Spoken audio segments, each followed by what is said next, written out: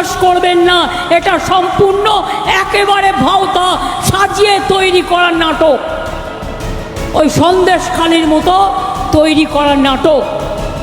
আপনি যখনই ক্যার জন্য অ্যাপিল করবেন আপনাকে বিদেশি বলে बातिल कर दिया হবে। बीजेपी का जो डिवाइड एंड रूल है उसको मानने के लिए तैयार नहीं है। हम एनआरसी करने नहीं देना चाहती हूँ, हम नहीं देंगे। क्या हम नहीं करेंगे? বাংলায় আমরা থাকতে কোনো ডিটেনশন ক্যাম্প করতে দেব না, কোনো এনআরসি করতে দেব না, কারো অধিকার কাটতে দেব না, কাউকে বঞ্চনা করতে দেব না, কাউকে লাঞ্ছনা করতে দেব না। এর জন্য যদি আমার জীবনও যায় আমি জীবন দিতে তৈরি। সাম্প্রতিক ভোট প্রচারে মতুয়া সম্প্রদায়ের প্রতি মুখ্যমন্ত্রীর বার্তা, সিএ এর অধীনে আবেদন করলেই বিদেশি হয়ে যাবেন। আমি বাংলায় কারো নাগরিকত্ব কাটতে দেব না, জীবন দিয়ে রক্ষা করব। সিএ ভুয়ো নাটক। সংশোধিত নাগরিকত্ব আইন বা সিএ এর বিরোধিতায় এভাবেই বরাবর সুর চড়ান মুখ্যমন্ত্রী। বিশেষজ্ঞরা বলছেন, মুখ্যমন্ত্রী যখন এই দাবি করছেন, কার্যত এক শ্রেণীর মানুষের মধ্যে ভয়ের বাতাবরণ তৈরি করছেন, তখন সংশোধিত নাগরিকত্ব আইন বা সিএ এর অধীনে বাংলারই ৮ জনকে নাগরিকত্বের শংসাপত্র প্রদান কেন্দ্রীয় স্বরাষ্ট্র মন্ত্রকের। দীর্ঘ অপেক্ষার অবসান। উদ্বাস্তু জীবন শেষে ভারতের বৈধ নাগরিক হিসেবে সংসালাপ শান্তিলতা দেবী, অনির্বাণ এবং বিকাশ মণ্ডল সহ ৮ জনের।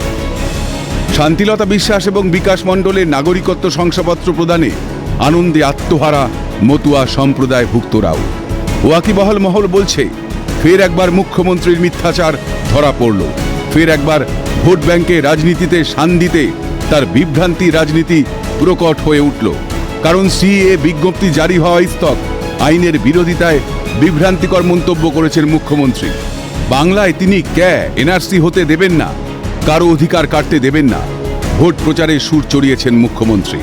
কিন্তু তার রাজ্যেরই ৩ বাসিন্দার হাতে সিএ এর আইনের আওতায় নাগরিকত্ব শংসাপত্র। এবার কি ঢোক গিলবেন তিনি? প্রশ্ন তুলছে বিরোধীরা।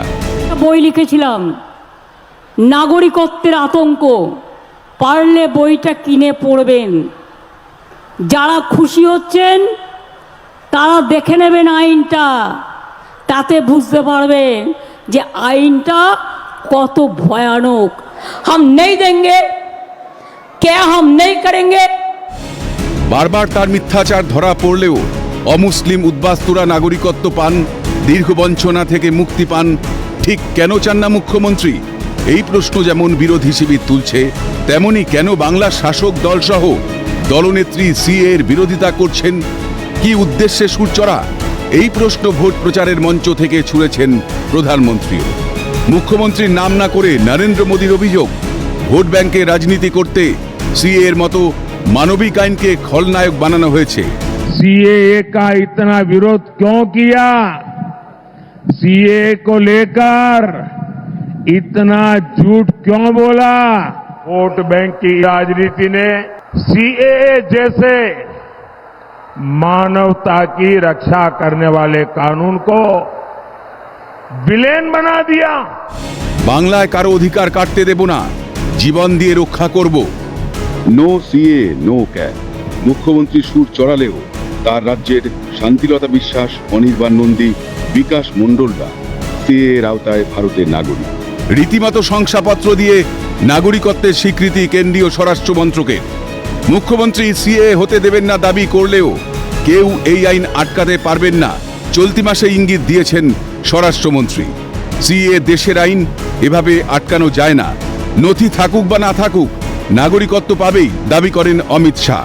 ये देश का कानून है स्मिता जी, और इसको इस तरह से झुठलाया नहीं जा सकता। वो सारे लोग 2014 के पहले जो शरणार्थी बनकर आए, उनका अधिकार है, डॉक्यूमेंट हो न हो उनको नागरिक। ওয়াকিবহাল মহল বলছে, গ্যারান্টি পূরণে প্রতিশ্রুতিবদ্ধ মোদী সরকার। প্রধানমন্ত্রী বাংলার মুখ্যমন্ত্রীকে দেখিয়ে দিলেন বিভ্রান্তি তৈরি আর গ্যারান্টি পূরণে কতটা ফারাক। মুখ্যমন্ত্রীর বিভ্রান্তি রাজনীতি, মিথ্যাচার কি ক্রমেই স্পষ্ট? প্রশ্ন বিরোধী শিবিরের। আদতে ভোট বৈতরণী পেরোতেই কি সিএ নিয়ে এই কৌশল মুখ্যমন্ত্রীর? উঠছে প্রশ্ন। ওয়াকিবহাল মহল বলছে, যোগ্যদের প্রতি মানবিক নয় মুখ্যমন্ত্রী, বেনিয়মকে নিয়ম বানানোই তার দস্তুর, কিন্তু গ্যারান্টি পূরণে প্রতিশ্রুতিবদ্ধ মোদী সরকার যোগ্যদের পাশে। তাই সিএ আইনে যারা সুবিধাভোগী তারা রীতিমতো উৎসবের মেজাজে, যুদ্ধ জয়ের হাসি তাদের মুখে। সেই হাসি মুখে শান্তিলতা বিশ্বাস বলছেন তিনি বিশাল খুশি। তার মতো যারা বাংলাদেশ থেকে এদেশে এসেছেন তাদের হাতেও যাতে শংসাপত্র তুলে দেন মোদিজি। বিশাল খুশি, মানে যার কোনো নাই, শেষ নাই। এবং আমি তো পেয়েছি, এরপরে আমার যারা হিন্দুরা আর কি বাংলাদেশ থেকে নির্যাতিত হয়ে এসেছে তারা যেন সবাই পায় মোদিবাবুর কাছে এবং শান্তনুর কাছে, এই আমার আবেদন। ক্যালকাটা নিউজ।